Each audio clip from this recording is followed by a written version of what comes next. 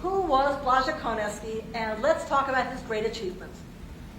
Pivotal role in the codification of the Macedonian standard language, development of modern Macedonian literature, establishment of the institutions that promote an active intellectual life.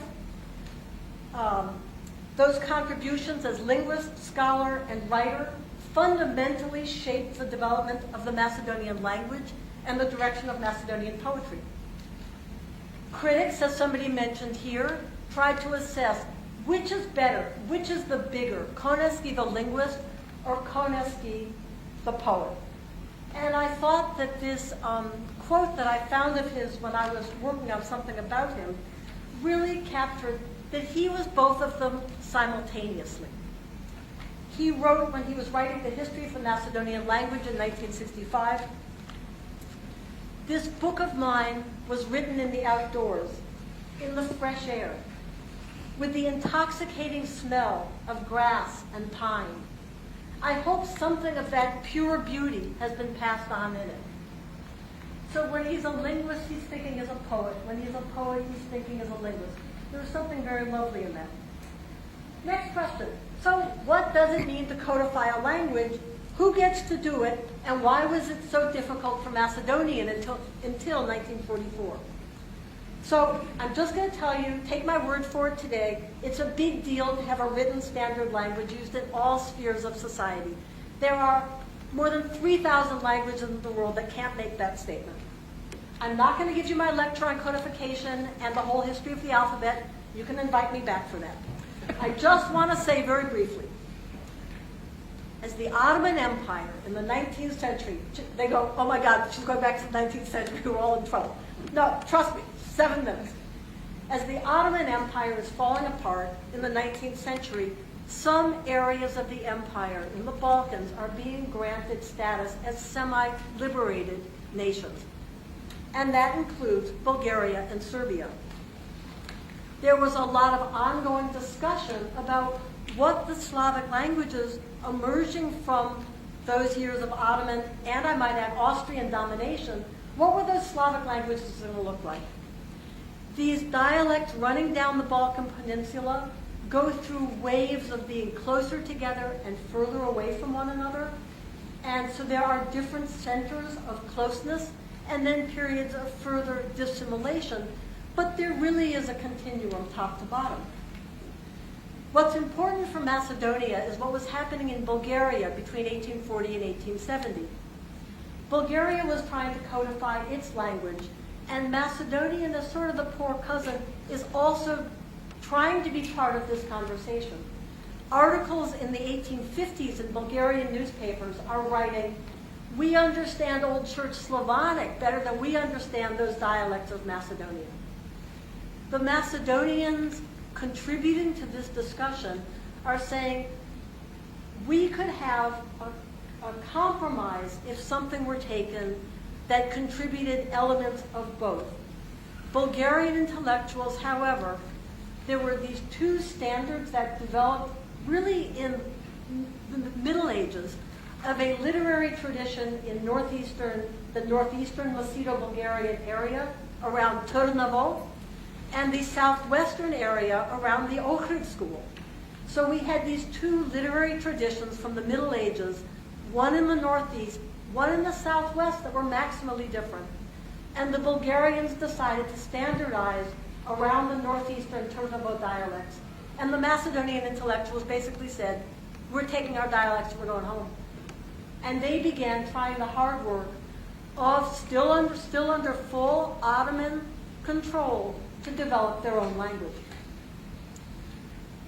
By 1878, Bulgaria had established its own exarchate, which meant it had its own autocephalous church. So Bulgaria, Serbia, and Greece by 1878 each have their own church, they have their own literary language, they have political independence, and you know what they all want? More territory. And what's that territory going to be? The last remaining Ottoman territories of Macedonia. So while everyone is trying to suppress Macedonia and make the Macedonians feel like they belong to that other group, the Macedonians are trying to create their own language. They're writing grammars, they're writing dictionaries, and the fullest evocation of what that language would be was, as you heard here, the book Za Makedonski Teramoti by Krsta Misirkov. That book was published in Sofia. It was rounded up by the police, and the entire edition was burned. Not the entire edition.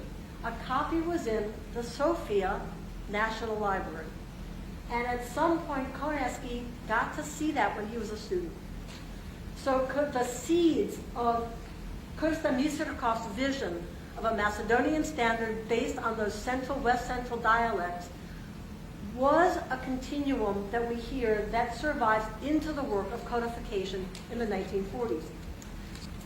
The Comintern, the Communist International of 1934, declared that Macedonians had the right to their own separate identity and their own separate literary language, their right to exist as a separate people. Therefore, aligning the Macedonian separatist aspirations with the Communist Party that carried it, if you will, across the finish line. During World War II, Macedonia is, of course, partitioned again. Macedonian is illegal in Bulgaria, it's illegal in Greece, it's illegal in Albania.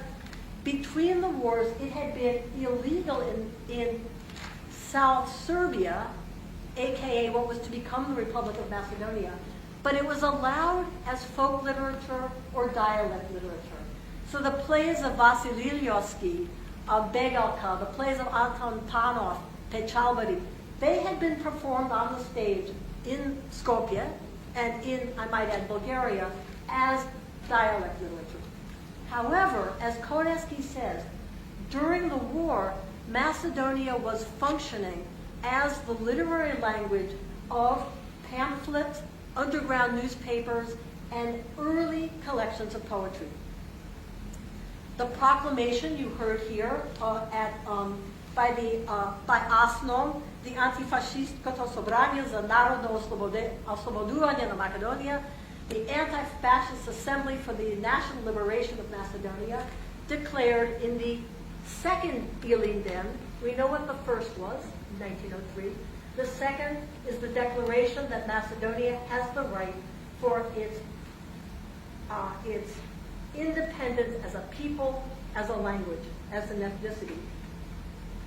At that ASNOM meeting, they said they were going to form a commission to standardize the language, which means creating that super dialect that becomes the literary language that everybody gets to write in.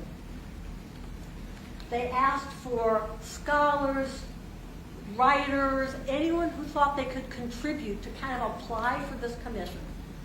Blaža Koneski is 22 years old, recent doctorate, so he had the most recent and the best training as a Slavic philolog, and he got invited to be part of this commission. He goes, and I don't know if you were ever a young person at a meeting with old people. Old people really don't like to hear what young people have to say. And Blaža was kind of this young buck coming in, and he was pissing people off. And they wanted to bring in Russian linguists to help codify the language. They wanted to use archaizing principles. And Blaža's like, I'm having none of this. Like, I wasn't brought here for this. And he leaves. That first commission fails. Koneski is brought back. And they follow the principles of Krsta Misirkov that they're going to base this language on the West Central dialects. So, what's a dialect base and what do you do with it once you got it? You can't use every feature of every dialect and then say you're going to have a common language. And the moment at which it was codified, Aegean Macedonia had been lost to Macedonia. Pirin had been maybe lost. There was all this talk that there might be a unified Macedonia, and that commission was trying to figure out where the political center was, because the Communist Party was saying there's going to be a Balkan Federation. They're saying we're going to bring all the Macedonians together. So when they're trying to come up with an alphabet, They're trying to figure out what are the political implications of the alphabet. So we moved from dialect-based to alphabet.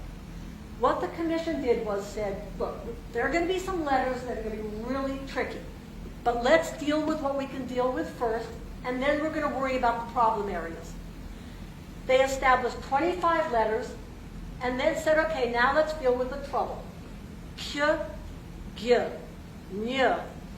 L, Y, Z, and what to do about that. Is it a vowel? Is it not a vowel? The letter schwa. That letter schwa exists in Bulgarian. It's the only Slavic language to have a letter in its alphabet. That sound occurs in many Macedonian dialects, but it does not occur in the West Central dialect. So Koneski says, we've picked a dialect base. If we start going, but this dialect has a ch, like in Northern Macedonia, and this one has an we are fracturing the dialect base from the beginning, and we're not creating unity. Koneski won that argument, and the Macedonian standard language does not have a schwa. Everybody with me now? Okay, so that's where we are. Now, we're not going to worry about the biggest problems of the agreement. We've sorted out our alphabet. So, why did the answers to these questions become flashpoints in the 1990s? So the debate about the widespread Serbian influence, because schwa was not adopted, Macedonia was you have to remember at the time of codification, Macedonia was viewed as the least literate of the Slavic peoples. 70% of the population couldn't read. And so part of the argument was that if we take letters, people already knew some of the letters from Serbian, the letter J, for example, we could get to literacy faster. Macedonia was part of Yugoslavia. Serbo-Croatian was the language of the army. It was the common language. If you wanted to go to medical school in Macedonia, you had to read medical books in Serbian. There was not Macedonian capacity yet. So there was influence of Serbian at the time of codification. In the 1990s,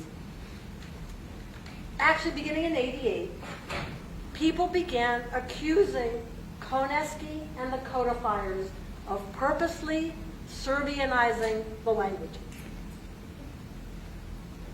As multi-parties came into being and the hegemony, if you will, of the Communist Party was lessened, people wanted to sever the legacy of Macedonia from the Communist Party.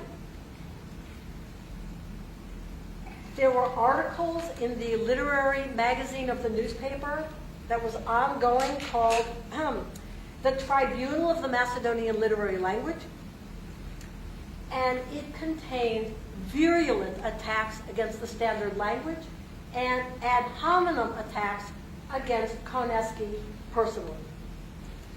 One of the nationalist political parties had as its political platform that they would bring schwa back.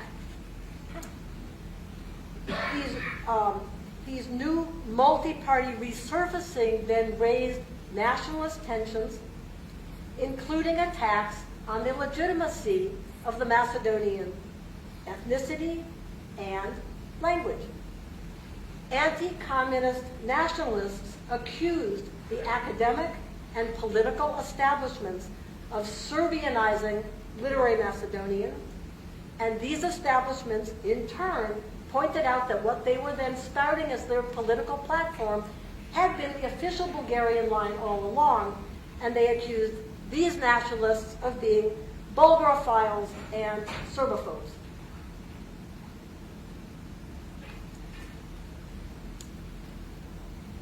That's what happened then. So how does it come back again? In recent years, Bulgaria has taken on the mantle, in case you hadn't noticed, they've taken on the mantle from Greece of inhibiting Macedonia's full integration into Europe. It continues to make claims against Macedonia's legitimacy as a country, as an ethnicity, with its own language. I personally got to escort the Bulgarian consul out of a conference that I was at because he was claiming all of Macedonia as Bulgarian.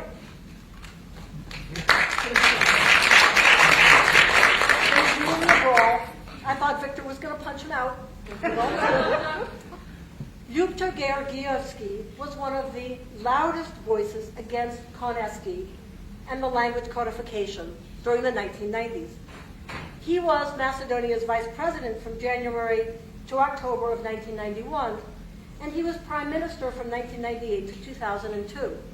There's a very funny graffito about him, but I'll tell somebody out in the courtyard later. I can't say it in public. He advocated for the country's independence. He was one of the founding members of Vomero Diplomanet, but he later split from the party, and like many Macedonians, he obtained Bulgarian citizenship in 2006. He is now a leading advocate for Bulgarian rights in Macedonia and an increased Bulgarian media presence in Macedonia, while in Bulgaria, those things are still not happening. A headline from June this year states, "The Bulgarian parliament stands behind Yukter Georgievsky and the Bulgarians of North Macedonia." So this brings us back to foreboding. This movie is staking a claim for the legitimacy of Koneski's legacy. It is staking a claim for the legitimacy of the Macedonian language as it was codified in the historical moment in which it was able to be codified.